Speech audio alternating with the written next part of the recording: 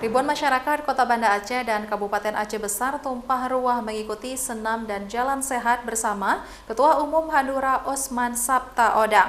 Jalan sehat tersebut berlangsung di Stadion Harapan Bangsa Longraya Minggu pagi.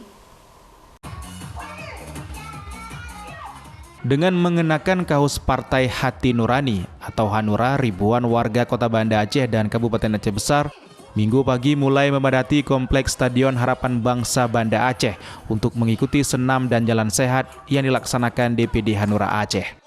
Selain jalan sehat, dalam kegiatan yang dilaksanakan bersama Ketua Umum Hanura, panitia turut juga memberikan 10 paket umroh gratis serta ratusan hadiah menarik lainnya yang diundi khusus setelah kegiatan berlangsung.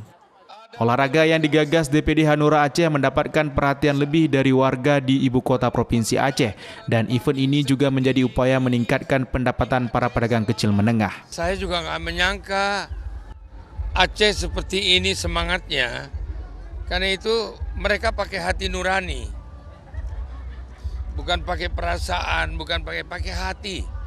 Mereka datang dengan hati, mereka nggak dipaksa kok. Dan ini jalan sehat pertama. Jalan sehat yang pertama dilakukan sebuah partai dan mengajak mereka juga sesuai dengan kiblatnya masing-masing.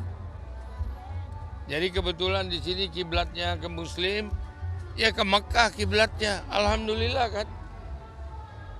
Di tempat lain kita juga melakukan kegiatan-kegiatan menurut kiblat daerahnya. Selain menggelar olahraga bersama, Ketum Hanura di Aceh juga melaksanakan sejumlah agenda politik lainnya, mulai dari bertemu kader dan caleg hingga bersilaturahmi dengan Wali Nanggro Aceh Mahlid Mahmud Al-Haitar. Dari Banda Aceh, Sukri Syarifudin, iNews melaporkan.